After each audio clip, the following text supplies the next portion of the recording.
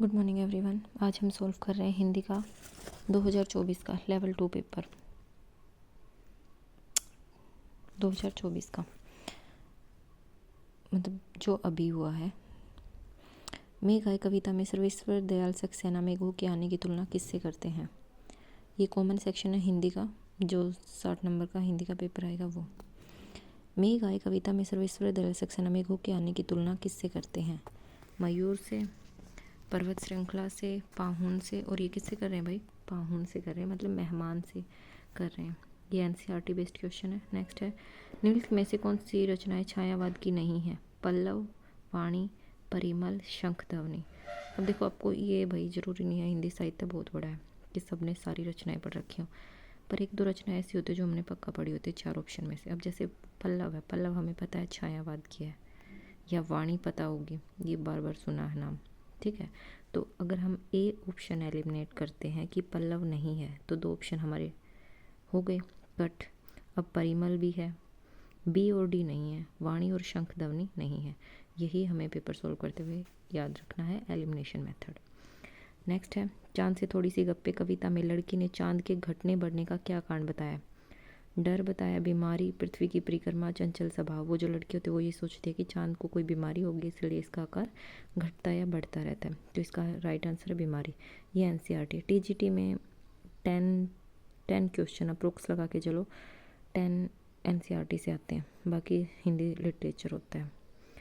Second question है ये NCERT का। नेक्स्ट है, नौकर निबंध किस व्यक्तित्व को लेकर लिखा गया है। महात्मा गांधी। नौकर महात्मा गांधी जो एक आश्रम चलाते हैं और वह नौकर वाले काम भी करते हैं, तो ये वो निबंध है।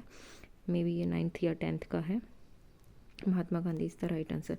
ये भी एनसीईआरटी। 3 क्वेश्चन हो गए। इस बार एनसीईआरटी वाले ज़्यादा क्वेश्चन दिए थे, बाकी यही रहता है कि 10 तक, अप्रोक्स 10 तक आते हैं। 7 भी, 8, 9, 10 कितने भी नंबर हो सकते हैं इसके।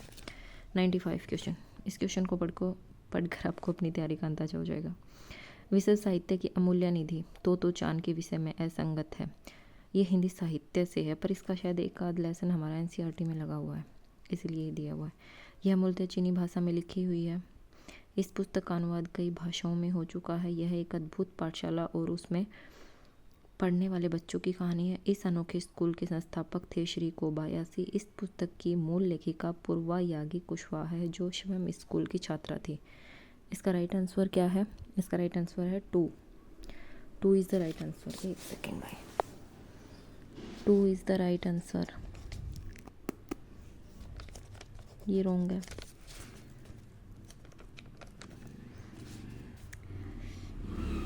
टू इसका राइट आंसर है। 1 और 5 गलत है, बाकी सारे सही हैं। एक बार ऑप्शन दोबारा देख लीजिए। 1 और 5 गलत है, बाकी सारे ठीक है। ये मेरा रॉन्ग हो गया था। नेक्स्ट देखिए, निम्नलिखित में से असंगत चुनना। वही 4 ऑप्शन है, सारे ऑप्शन किसी को नहीं पता होते, ठीक है। आपको सिर्फ ये आना चाहिए कि एलिमिनेशन मेथड यूज़ करना है, कि हमें ये यूज़ नहीं करना है। ये क्वेश्चन 1 पॉइंट तो पक्का पता होता है सबको। अब जैसे मैंने यहाँ क्या किया, असंगत मतलब कुछ रॉन्ग बताना था। अलंकार संज्ञा शब्द में इक प्रत्यय जुड़ने से अलंकारिक विशेषण शब्द की रचना हुई है। इक है अलंकार में, एक प्रत्यय, ये राइट है। छोटी की मात्रा छोटी है, तो ये राइट है। नेक्स्ट है, समकाल संज्ञा शब्द में इन प्रत्यय जुड़ने से समकालीन विशेषण शब्द की रचना हुई है। संचय संज्ञा शब्द में इत प्रत्यय जुड़ने से संचित शब्द की रचना हुई है। पुस्तक संज्ञा शब्द में ईय जुड़ने से पुस्तकीय शब्द की रचना हुई। इसका राइट आंसर है 2। समकाल में इन प्रत्यय जुड़ने से समकालीन। छोटी है तो यहाँ से छोटी आना चाहिए था, ठीक है। बड़ी कब होगी, दीर्घ संधि आएगी तब यूज़ होती है, तो ये रॉन्ग हो गया, बाकी सारे राइट हैं, ठीक है। नेक्स्ट 97 क्वेश्चन है, स्थापना है। ये बंद हो गए थे भाई स्थापना और तर्क वाले, इस बार फिर दे दिए हैं। स्थापना छायावादोत्तर कविता विचार प्रधान काव्य है। उसमें कवि के निजी संवेद और अनुभवों को अभिव्यक्त होने का अवसर नहीं मिला है। इसका राइट आंसर है A is the right answer. A right answer है, दोनों ऑप्शन गलत हैं। वाद के बाद की कविता विचार प्रधान काव्य है, रोंग है। और कवि के निजी संवेद अनुभव, भाई जो कवि लिखेगा उसके निजी अनुभव उसमें ऐड होते हैं, तो हर रचना में कवि के निजी अनुभव ऐड होते हैं, तो ये रोंग हो गया, इसमें दोनों ऑप्शन गलत हैं। नेक्स्ट, पुल्लिंग शब्दों का चयन करना। पुल्लिंग, अब ये देखो पुल्लिंग शब्दों का चयन करना, तो हम स्त्रीलिंग देखेंगे कौन सा है। दशा हुई, वी स्त्रीलिंग है, ठीक है। दशा हुई, किसी चीज़ की ये दशा हो गई, तो ये स्त्रीलिंग है। वी काट दो भाई, वी कट गया, 2 ऑप्शन एलिमिनेट हो गए, बचे ये 2। अब देखो 3rd 4th और 6th तो पक्का है, ठीक है। 3rd 4th 6th पक्का है। 1 देखो है या नहीं है, माधुर्य, ठीक है। माधुर्य है या नहीं है। मोती गिरा, हथभागी हुआ, घुड़शाला बनी, तो घुड़शाला भी नहीं है। माधुर्य हुआ, माधुर्य गुण है। This is the right answer, 3rd is the right answer. Dhiranjan Malviya के विषय में असंगत कथन बताना। भाई ये बिल्कुल नया राइटर था, नया क्वेश्चन था, ये PYQ नहीं है, नया क्वेश्चन, क्योंकि ये राइटर आपने पढ़ा भी नहीं होगा अब तक, ठीक है। 1-2% बच्चों का तो नहीं कहती, पर मोस्टली बच्चों ने नहीं पढ़ा होगा। अब देखो, मालवीय का जन्म 9 मार्च 1952 को हुआ। मालवीय ने कई भारतीय वैज्ञानिकों की संक्षिप्त जीवनियाँ लिखी हैं। वैज्ञानिक चेतना के वाहक लेख में उन्होंने अब्दुल कलाम आज़ाद के जीवन संघर्ष को रेखांकित किया है। मालवीय ने रेडियो विज्ञान पत्रिका ज्ञान विज्ञान का संपादन किया है, तो इसका रोंग है 3। उसने वैज्ञानिक चेतना के वाहक में किसी और का जिक्र किया है, वैसे मैंने ये रचनाएं नहीं पढ़ी है। This is the 3rd is the right answer, Dhiranjan Malviya. 1-2 question ऐसे आते हैं जो आउट ऑफ सिलेबस तो नहीं कह सकते, ये लिटरेचर में से ही है, और लिटरेचर अनलिमिटेड होता है। नेक्स्ट है, तुम क्या समझते हो, वे इतने बड़े यूं ही खड़े हैं, उन्हें इतना बड़ा बनाने के लिए मेरे असंख्य बंधुओं ने अपने प्राण नाश किए हैं। उक्त वाक्य किस रचना का अंश है। पानी की कहानी से लिया गया है भाई, ये इसका राइट आंसर है। ये भी लाइन दी हुई है, NCERT की लाइन है, पानी की कहानी।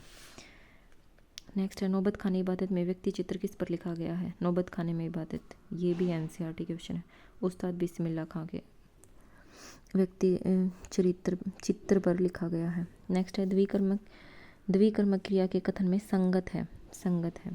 संगत बताना है भाई, द्विकर्मक क्रिया के बीच में जिसमें 2 कर्म दिए हों। 2 द्विकर्मक क्रिया का कौन सा पॉइंट सही है।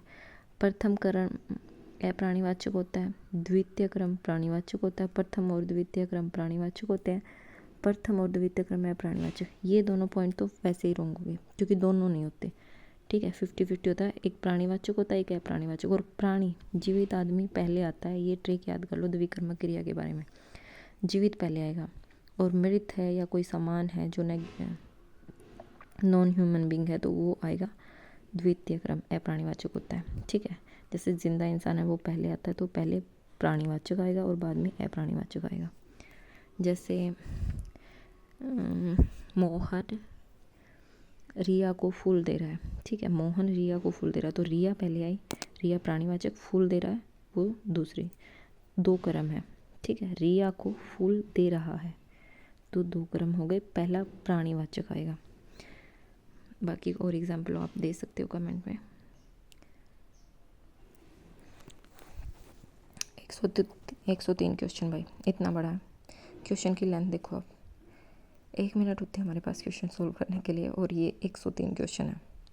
ऑप्शन एलिमिनेट करने हैं, पढ़ना भी है, और इसकी लैंग्वेज बहुत। लाइन पूछिए NCERT का कि कौन सी लाइन किस लेसन में से आई है, किस रचना में से आई है। फर्स्ट देखो, हम जब किसी आदमी को परले दर्जे का बेवकूफ़ कहना चाहते हैं तो उसे गधा कहते हैं। ये किस में से आई है, ये आई है 2 बैलों की कथा में से। दूसरा क्या है, देखते हो यह युद्ध भ्रष्ट है, रोज़ फुदकती है, ठीक है, आकर मुझे इसकी चाल में एक करुण भाव दिखाई देता है। बी का क्या है, बी का है 1, एक कुत्ता और एक मैना।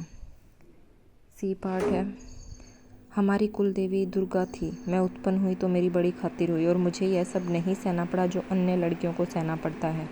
सी का राइट आंसर है 4, मेरे बचपन के दिन के बारे में। ये महादेवी वर्मा का है।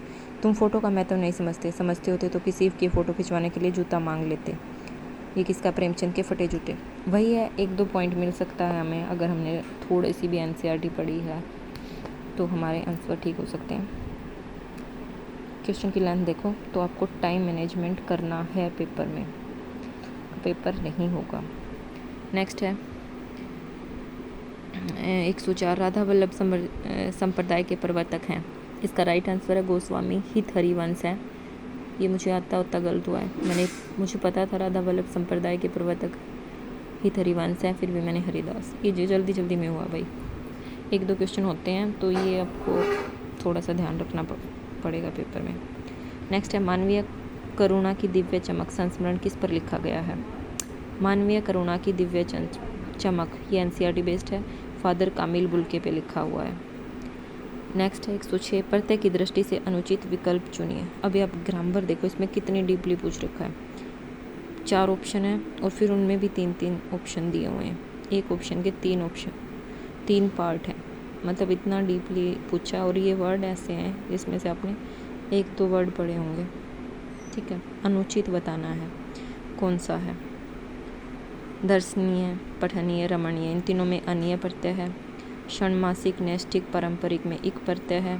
दशरथी, मारुति, वाल्मीकि में ई प्रत्यय। इसका सेकंड रॉन्ग है, ठीक है।